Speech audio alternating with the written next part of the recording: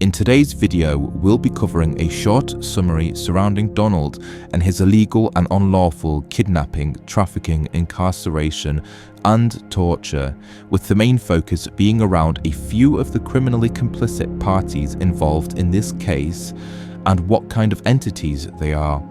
For more intricate details on the case, you can go visit the Facebook group dedicated to shining the light on Donald's case at Freedom and Justice and click on the guides button where you will be directed to an archive of media coverages. So with that in mind now, let's jump straight into who Donald is. Donald is a 63-year-old Christian humble family man with a strong moral backbone, no criminal background, never taken any pharmaceutical or recreational drugs, and has never smoked and doesn't drink. So what's Donald's crime? Simply living outside of the legal system, standing up to corruption and fraud which threatens the whole establishment's existence. Now, as covered on the previous media by members of family covering the reason behind why Donald does not use his surname, and that is because, as we know, this is a corporate legal fiction which Donald has never joined it to nor ever will. Donald has been illegally and unlawfully incarcerated since January of 2023. For context, that's 2 years and 9 months of daily torture for a completely fabricated narrative framed via Freemasonry. In the case of Kenny McCaskill, a former Justice Minister at the time, Levi McRae were the solicitors involved, which also had Freemasonry ties, and the media outlets were also flooding the headlines with defamation. Let's be honest, the media is a bought and paid for smear campaign, and it does exactly what it's told to do. You cannot dismiss Freemasonry in this case when the symbols, the ties, and the unanswered questions are there for all to see. Anyway, moving on. Donald is being held on fraudulently omitted and fabricated pieces of court-issued paperwork, which we have seen and witnessed. We have listened to Donald, heard reports, and seen the evidence that points to what is clearly an innocent man having been held within the Scottish Prison Service estate since the 19th of January 2023. And on the 7th of October 2025, Donald was yet again, without any prior notice, warrant, or justification, subjected to another assault, before being illegally kidnapped and trafficked again via a privately rented Geoamy wagon, whose managing director being David Jones. Geoamy have been involved in Donald's illegal, unlawful and unwarranted movements since first being kidnapped from his home in January of 2023. Donald has been trafficked back to HMP Perth where the whole ordeal began, where Andrew Hodge took the first bribe, opening the floodgate for the daily suffering and torture forced onto Donald, despite no contract nor consent ever being granted by Donald, the living man. Donald was put on remand without any due course of law, justification or court hearings, and no previous convictions. He was put through kangaroo trials, tortured, starved, beaten by guards, mental, physical and psychological abuse day in, day out. The Scottish courts in this case are full of Freemasonry corruption. Additionally, the courts and the Scottish Prison Service are completely and utterly co-joined and complicit. Donald is effectively a political prisoner who has not contracted with the court to be the legal entity, which is what they need. He did not submit to the court because the courts operate fraudulently, and what they suggested he did was a complete fabricated lie, also known as a stitch-up with no due course of law. For these reasons, the corrupt Freemasonry judiciary are using the Scottish Prison Service as a blackmail torture device to force Donald to submit to the court and break his spirit. We are immensely concerned for his health and well-being, as this is a threat to life situation. As this situation is clearly in the public's interest, public awareness is needed, and as global exposure is key here, we have got a new website which is Arm Scotland, which we're in the process of doing to have as a backup. Links will be in the description alongside Freedom and Justice to bring global exposure on this matter. Now, Donald was sentenced at Dunfermline Sheriff Court by Sheriff Susan Margaret Duff, who is married to Alistair Duff. And after a bit of digging, one can quickly find this article that was published about Alistair Duff, who was convicted of paedophilia. The press diluted the damage through words and claimed it was pornography. Let's be absolutely clear. Pornography involves consenting adults. What we're dealing with here isn't pornography, it's paedophilia, plain and simple. It states in the articles that Alistair Duff was found guilty, which means he admitted to paedophilia. So what was his sentence? A mere £1,275. Let that sink in for a minute. A high-ranking and well-praised sheriff convicted and guilty of paedophilia who has access to 4 kids of his own, and yet was fined a mere £1,275. That was his sentence.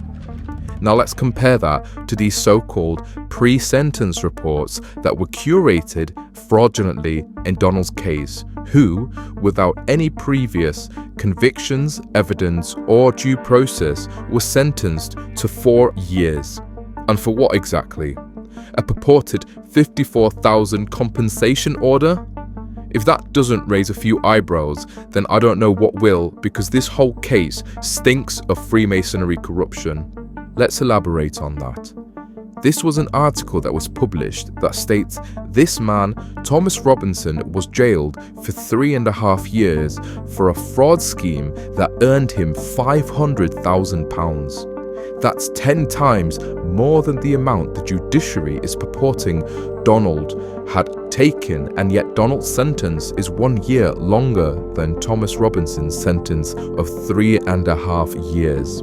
Even though Donald's purported pre-sentence reports state here 4 years, other documents that we cannot disclose state that Donald's purported sentence of 4.5 years was backdated to January of 2023. Upon observing this fabricated article about a said Donald Booth, there seems to be a lack of any photos of this supposed convict. Why is that? Because there are limits and restrictions to what the Crown Corporation and corporate entities can do, and frankly there must be a contract via consent in any and all means, granting the Crown Corporation complete jurisdiction over your living body. Donald, the living man, has never contracted, consented, or interacted with this case, so in essence, everything from the judiciary's standpoint is and always has been assumptions and hearsay, based off a fabricated, one-sided contract full of deceit. How much more clarity does the public require before realizing that Donald's case is and has been fully orchestrated via Freemasons since the beginning? Everything about Freemasons is inverted, remember that. You can go and read about these people's backgrounds on the judicial pages, but the links will be listed below. Moving on. Alistair held a position of considerable responsibility as a judicial trainer entrusted with the task of educating the justice of the peace on navigating a legal system designed to protect the vulnerable.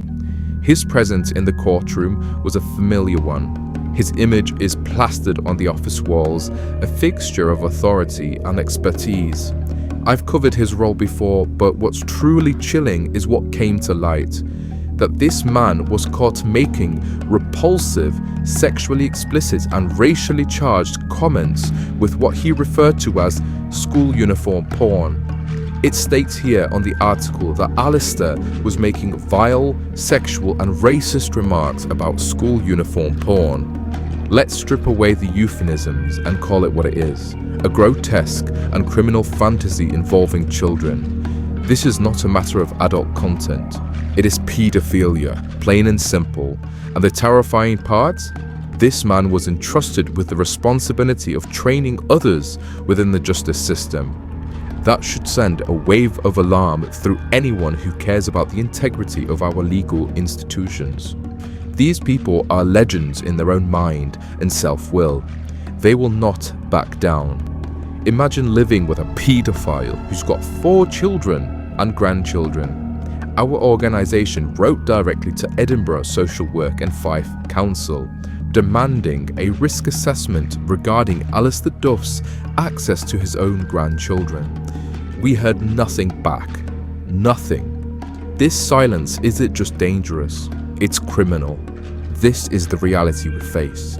You are the judge here, and what's truly appalling, the disgraced lawman was caught on record saying, "Do you like to see a wee one bent over, struggle in school shoes, wearing white socks and cotton pants, with pale skin and dark skin?"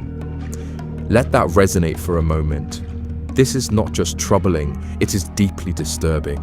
The individual making these repulsive remarks, someone who was entrusted with authority, likely presided over cases involving vulnerable children, and his wife, Susan Duff, she remains on the bench, still holding power, still sitting in judgment over similar cases. And here's the cold truth. We, the public, are funding this corruption. We are complicit in the suffering and the torment. These individuals are not simply flawed, they are dangerous. They are mentally unstable, and yet they continue to operate within a system protected and empowered.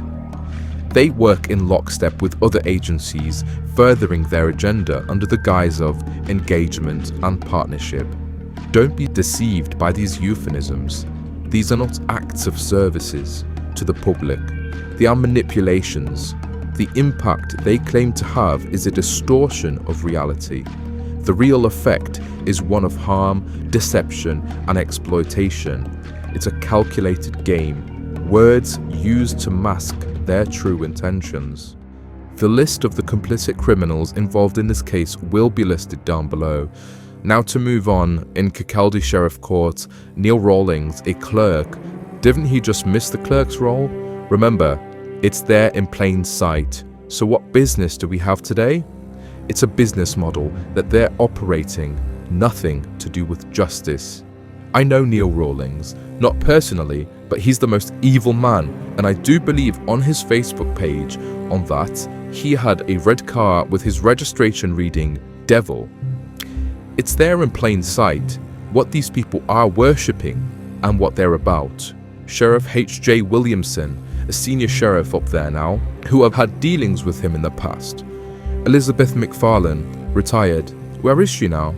In Dunfermline Sheriff Court, Gail Smith was the clerk. Susan M. Duff was the sentencing sheriff. Charles McNair and Sheriff McSherry.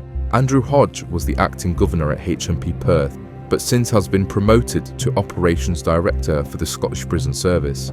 In Kilmarnock, Craig Thompson is the acting governor. Greenock was Morak Sterling, who has since disappeared off the scene. Could it be another complicit criminal who was promoted? Wouldn't surprise any of us. Lastly, we have Brian McCurdy, who was acting governor for HMP Grampian, but has since been shifted to acting governor for HMP Perth, replacing Andrew Hodges' position. And Martin Milne now being the present acting governor, who's also taken bribed task of forcing a contract on Donald by any means. We'll put all of these names up there and their acting roles. We advise you to go and do your research on these characters who have and are assisting and complicit in the daily torture of Donald. The gold justifies the means. Remember that. These people deserve to be on social media because they're public servants and they have got a duty. We're paying them for their own enslavement and suffering to give their names, and who's accountable for transparency? I came across a book last year, and it's somebody who had very, very warranted contempt for the judiciary. The book is called The Faculty of Advocate Directory, and that's actual symbol on the book. Now the symbols are very important. Let's go look at that symbol, because that screams Freemasonry. The sword, the scales, the sword through it, the lion, just go and look that up. Now I have, and I've tried to disguise this, but every one of them who thinks they're smart. The 1992 Protection Act was in place when this book was out. And here we've got a book of their names, their addresses, their personal telephone numbers, their fax numbers, and so on. Because this was 24 years ago when they were climbing the ladder. when the goal justifies the means. We are not promoting to go to these people's addresses. Some of them might not even be at these addresses, but that's how bright they are. Take a good look at their faces today. Look into their eyes. What do you see? Do you see a soul? Do you see humanity? Or do you see the damage that they've done? The pain they've caused? The freedom they've stolen? They are put on notice every single day, and we're working alongside the growing movement of people from across the UK and the globe.